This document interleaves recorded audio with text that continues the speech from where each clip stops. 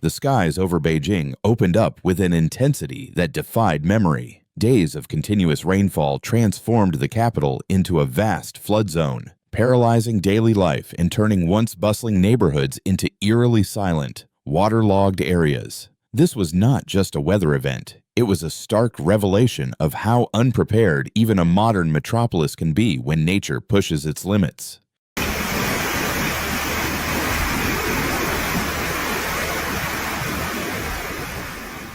In northern Beijing, total rainfall exceeded 570 millimeters, nearly equivalent to the city's average annual precipitation, but falling within just a few short days. The mountainous terrain surrounding the capital acted like natural funnels, channeling the deluge into valleys and low-lying neighborhoods at alarming speed, heightening the risk of flash floods and landslides.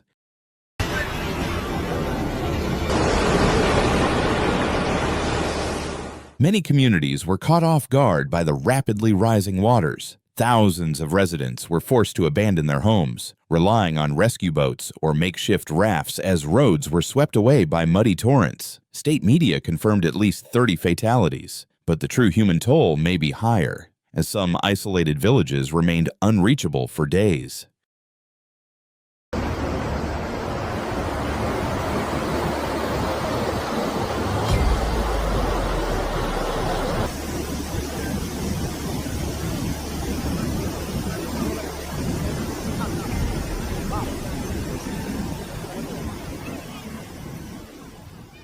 Critical infrastructure in the city came under immense strain. Roads cracked and collapsed, subway tunnels filled with water, and bridges were washed away, leaving entire districts cut off from the city center. In over 130 villages, power grids failed due to flooding and landslides, plunging families into darkness and severing communication with the outside world. At the Mun Reservoir, Beijing's main water source, officials initiated emergency water releases to prevent overflow, further straining already swollen downstream rivers. Secondary flood control systems, including smaller reservoirs and stormwater basins, failed to absorb the excess, exposing critical weaknesses in the city's layered flood defense strategy. Experts from the World Meteorological Organization warned that outdated infrastructure and underfunded maintenance are major vulnerabilities in many rapidly expanding Asian cities.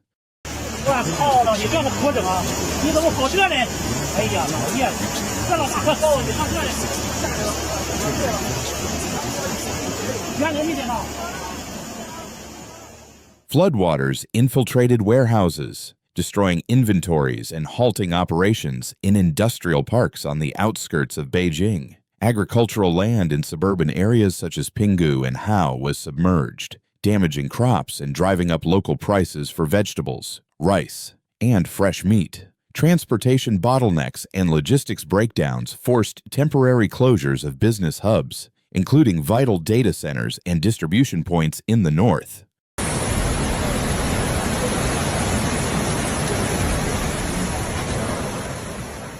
In neighborhoods like Xinshan and Chongping, residents reported that they had received no evacuation warnings before the waters arrived. Parents carried children on their shoulders through waist-deep floodwaters, while elderly residents were trapped on upper floors for days without electricity, food, or clean water. This event exposed severe weaknesses in Beijing's public communication systems and emergency preparedness, particularly in suburban areas developed during recent construction booms.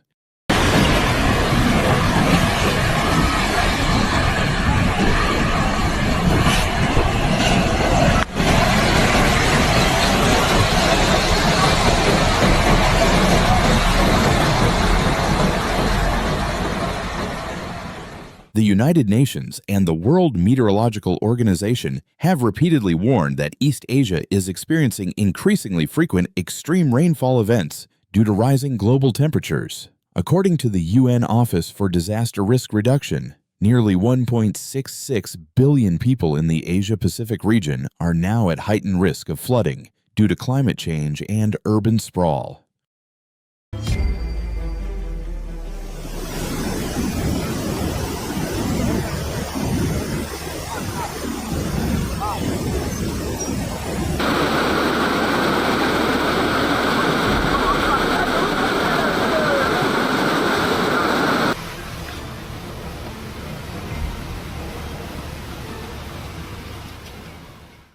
Beijing's case, experts say the combination of dense concrete development and the destruction of natural buffers such as wetlands has significantly increased flood exposure. Urban planners and environmental scientists argue that the city's aggressive vertical expansion has come at the cost of ecological resilience. Natural floodplains were paved over, and sponge city strategies designed to absorb and reuse rainfall were never fully implemented. If there is a silver lining from this crisis, it is that public discourse has finally shifted toward long-term sustainability, with officials acknowledging that reactive policies are no longer sufficient. Following the floods, Chinese authorities partnered with the World Meteorological Organization to deploy AI-powered early warning systems through the Meizhou initiative. This real-time climate intelligence platform can track rainfall, forecast surges, and map evacuation routes. However, deployment must reach every level, from national command centers to village loudspeakers. The technology exists, but trust, transparency, and accountability will determine its true effectiveness.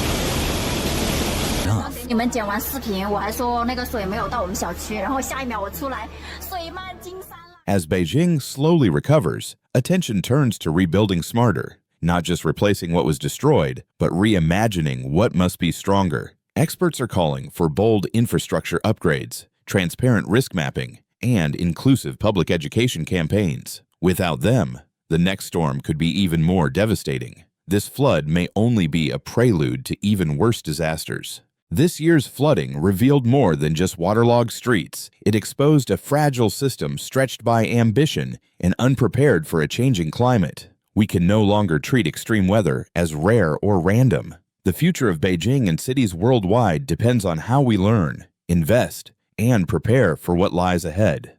Thank you for watching Extreme Weather, where we analyze the world's most intense natural phenomena. If you found this video helpful, please like, comment, and subscribe to the channel. Hit the notification bell to ensure you never miss the latest reports. Please note that some footage in this video is for illustrative purposes and may not fully reflect the actual events. Stay informed and stay safe. The world changing, disasters are no longer rare, they are reality. You cannot predict the next earthquake, flood, or wildfire, but you can choose how ready you are. This channel isn't just here to inform, it's here to wake people up before it's too late. So if you're watching this now, take it as a sign. Don't just scroll, don't just watch. Subscribe, learn, and prepare, because awareness isn't fear, it's power.